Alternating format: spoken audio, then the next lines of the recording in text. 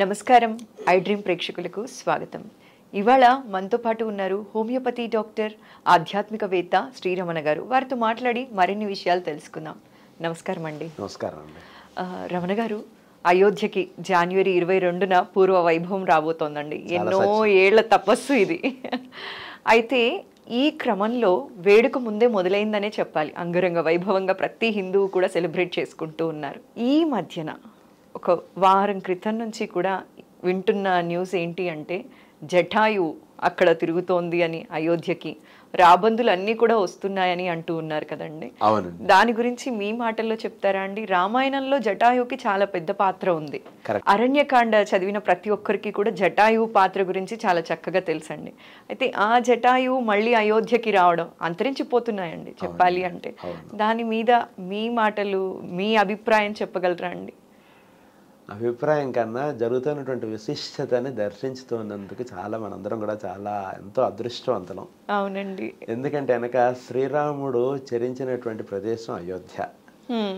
అటువంటి అయోధ్యకి పూర్వ వైభవం అన్నటువంటిది మళ్ళా వస్తుంది అంటే, జటాయు వచ్చిందంటే అందులో పెద్ద ఆశ్చర్యం లేదు ఒక రకంగా. ఎందుకంటే అంతటి దివ్యమైనటువంటి విశేషం మళ్ళా మన కన్నులారా మనం చూడబోతున్నటువంటి రోజు ఇప్పుడు అంతా. అందులో జటాయువు కూడా జటాయు అంటే శ్రీరాముడు భక్తుడు జటాయు. మనందరం కూడా కథలో విన్నటువంటిదే. సీతామ్మ వారిని తీసుకెళ్ళిపోతున్నప్పుడు జటాయువు సీతామ్మ వారిని కాపాడడానికి రావణాసుడితో యుద్ధం చేస్తుంది పాపం. అప్పుడు ఆ రెక్కల ఆయన ఖడ్గంతో ఆయన ఖండించేయడం, అప్పుడు శ్రీరాముడికి సీత జాడ జటాయువు అందించడం అనేటువంటిది జరిగి అప్పుడు ఇది జరుగుతుంటుంది. సో ఇదంతా కూడా జటాయువు వలన జరిగినటువంటి కథ మనకి. అందుగురించి జటాయువే శ్రీరాముడికి సీతాదేవి జాడ చూపించినటువంటిది. లేకపోతే శ్రీరాముడికి అంటే కథ ప్రకారంగా అయితే మన శ్రీరాముడికి తెలియదు సీతాదేవి ఎక్కడికి వెళ్ళిపోయిందో. జటాయువే శ్రీరాముడికి సీతామ్మ వారి దారి చూపించినటువంటిది. కనుక అటువంటి జటాయువు మళ్ళా ఇప్పుడు కనబడుతోందిట అంటే ఎంతో విశిష్టమైనటువంటి రోజులు మనకి ప్రస్తుతం మనం చూస్తున్నటువంటి రోజులు ఇవన్నీ కూడా. చాలా గొప్పమైనటువంటి కార్యక్రమం అదంతా కూడా. ఎంతో ఇదొక్కటే కాదండి, దేవతలు వాళ్ళందరూ కూడా అక్కడికి ఆ చుట్టుపక్కల అంతా కూడా నింపబడి ఉన్నారు. అక్కడందరూ దేవతలు. ఇది ఇంత జరుగుతున్నటువంటి విశిష్టత కార్యక్రమానికి ఆ దేవతలందరూ కూడా అక్కడే వాళ్ళు అలా ఉండి వాళ్ళందరూ కూడా జరుగుతున్నటువంటి దానికి ఎంతో తన్మయులే వాళ్ళందరూ కూడా ఉంటూ ఉంటారని నా భావన ఇదంతా కూడా. అయితే ఇక్కడ ఇంకొక విశిష్టత ఏమిటంటే, జటాయువు యొక్క విశిష్టత చాలా ఉంది. అవునండి. జటాయువు మనకి రాముడికి సీతకి మధ్య ఉన్నటువంటి అంటే జటాయు అనేటువంటిది శ్రీరాముడికి సీతామ్మ వారి యొక్క జాడ తెలిపినటువంటిది.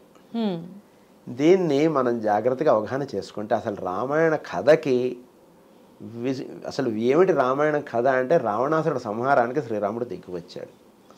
రావణాసురుడు సంహారానికి ఆ శ్రీరాముడు వచ్చినటువంటి కార్యక్రమమునకు ఈ జటాయు ఒక రకంగా అక్కడి నుంచి స్టార్ట్ అయింది మన కార్యక్రమం.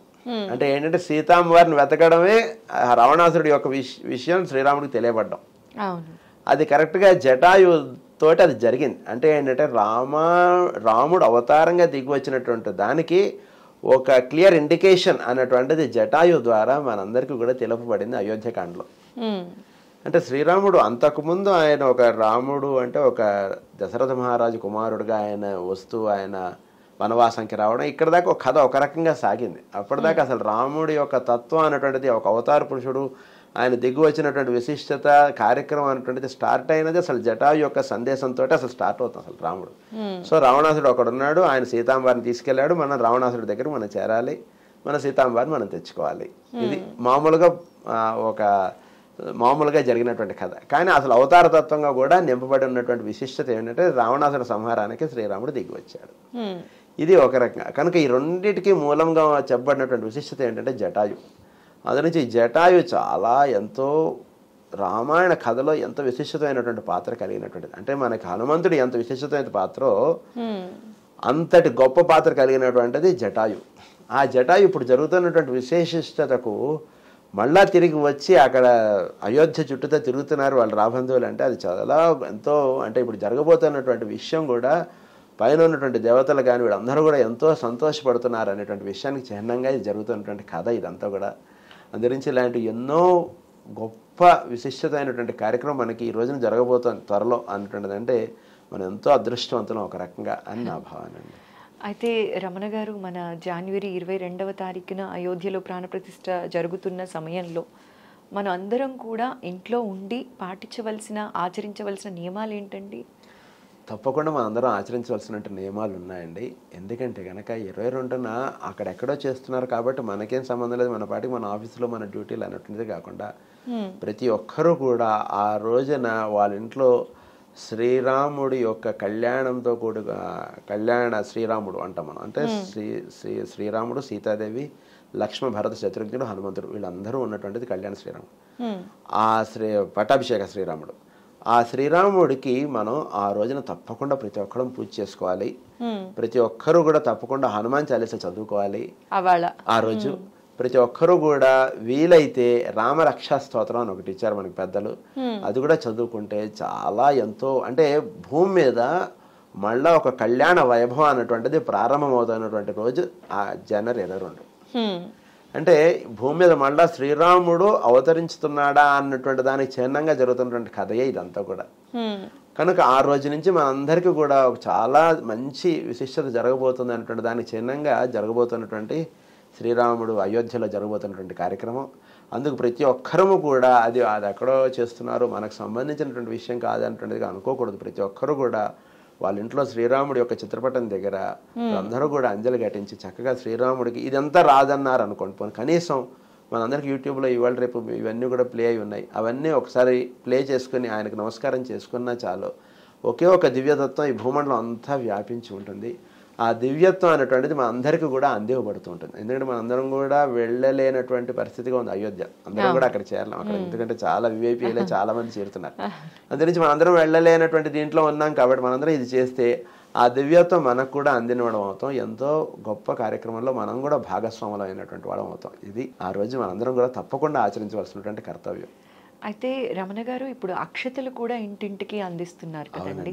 ఈ అక్షతల్ని మనం అవాళ ఎలా పూజ చేసుకోవాలండి? ఆ రోజు పూజలో పెట్టి ప్రాణప్రతిష్ఠ అయిన తరువాత దాన్ని స్వీకరించమన్నారు కదా. అక్షతల్ని పూజించే విధానం గురించి కానీ, అది ఎలా స్వీకరించాలన్న విషయం కానీ మా వాళ్ళ కోసం తెలియజేస్తారండి.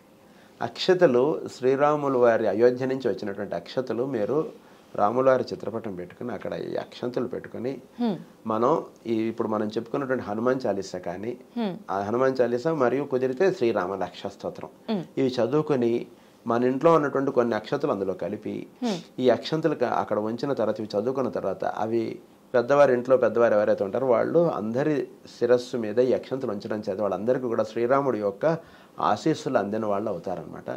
అందుగురించి ఆ విధంగా ఆ రోజు ప్రతి ఒక్కరూ కూడా ఈ అక్షంతులు మనకి మన కాలనీలో అందరికీ పంచుతున్నారు. కనుక తప్పకుండా తీసుకుని ఇవి శ్రీరాముల వారి దగ్గర పాదాల దగ్గర ఉంచి వాళ్ళ శిరస్సు మీద ధారించడం చేత అందరికీ కూడా శ్రీరాముడి యొక్క ఆశీస్సులు అందిన వాళ్ళుగా అవుతారనమాట. అందురించి ఈ కార్యక్రమం ప్రతి ఒక్కళ్ళు కూడా చేయవలసిందిగా ప్రార్థన. అయితే రమణ గారు, ఇవాళ అయోధ్య వైభవం గురించి, శ్రీరాముల వారి గురించి, మనం జనవరి 22న పాటించవలసిన నియమాల గురించి చాలా సవివరంగా మా ప్రేక్షకులకు తెలియజేశారండి. ధన్యవాదాలు. నమస్కారం.